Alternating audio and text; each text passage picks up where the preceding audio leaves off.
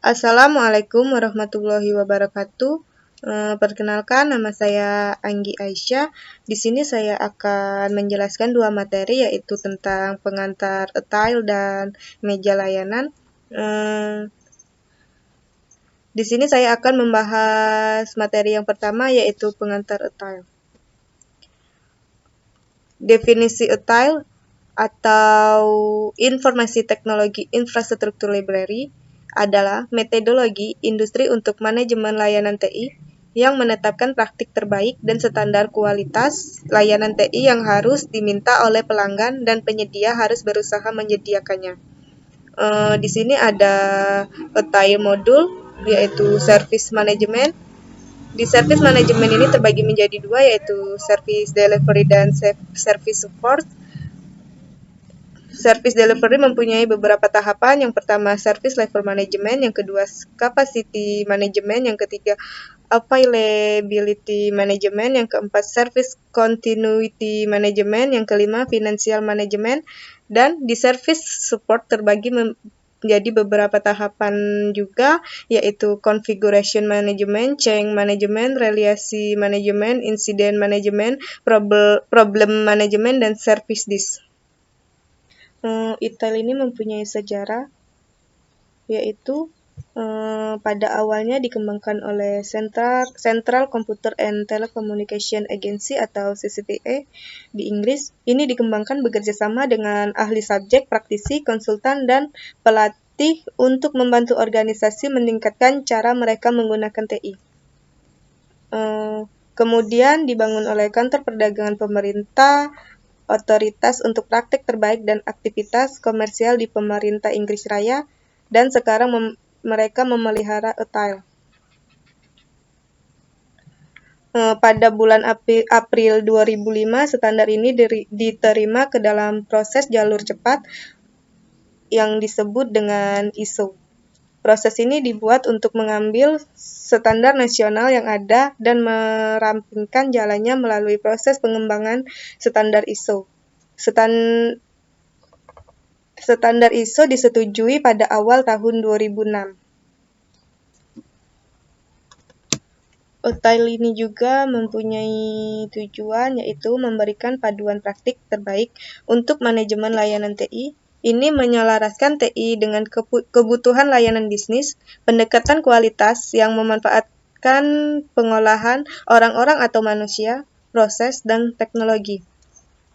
Aset ini dan penggunaannya harus dikelola, maka istilah manajemen infrastruktur TI dikembangkan untuk meningkatkan efisien, memfasilitasi manajemen kualitas layanan TI, meningkatkan efektivitas biaya, kurangi resiko, memberikan kode praktik untuk mendukung total dan quality management. Manfaat attile dapat terbagi menjadi beberapa, yaitu bisnis yang lebih kompetitif, mendefinisikan peran dan tanggung jawab, pemanfaatan sumber daya yang lebih baik, dan menghubungkan TI dengan bisnis. Mendefinisikan manajemen layanan. Secara sederhana, IT Service Management atau ITSM adalah menerapkan praktik terbaik untuk menyelaraskan orang, proses, dan teknologi untuk penggunaan yang efektif, efisien, dan ekonomis dari semua sumber daya untuk mendukung, mengembangkan, membantu memberikan layanan TI berkualitas tinggi berdasarkan kebutuhan bisnis.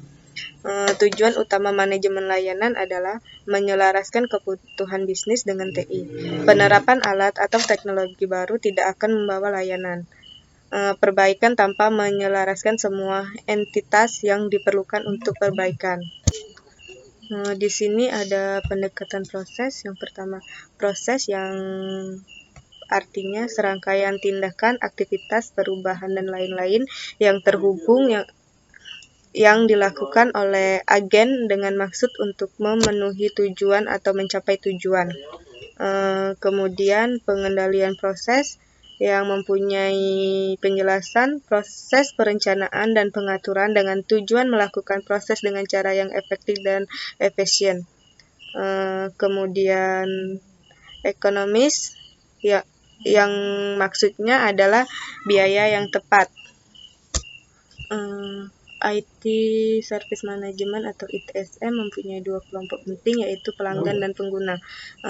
Pelanggan yaitu membayar suatu layanan, kemudian pengguna atau menggunakan layanan tersebut yang sudah dibayar. Kemudian saya akan menjelaskan materi kedua tentang service desk. Meja layanan adalah fungsi terpenting dalam organisasi pendukung layanan TI, karena ini adalah satu-satunya kontak utama pengguna dengan organisasi TI. Pengalaman mereka dengan meja layanan sangat memengaruhi persepsi dan kepuasan TI mereka secara keseluruhan. Cara permintaan layanan ditangani adalah cerminan langsung dari profesionalisme seluruh organisasi. Di meja layanan ini juga menyediakan satu titik kontak untuk nasihat, bimbingan, membantu pemulihan layanan dengan cepat. Meja layanan ini termaksud dalam etai fungsi, bukan dalam etai proses. Nilai meja layanan.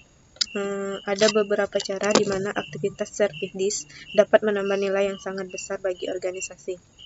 Yang pertama, mengidentifikasi dan menurunkan biaya kepemilikan untuk dukungan komputasi dan infrastruktur pendukung. Yang kedua, mendukung manajemen perubahan, melintasi batas bisnis dan teknologi. Yang ketiga, mengurangi biaya sebesar efisien menggunakan sumber daya dan teknologi dan membantu mewujudkan retensi.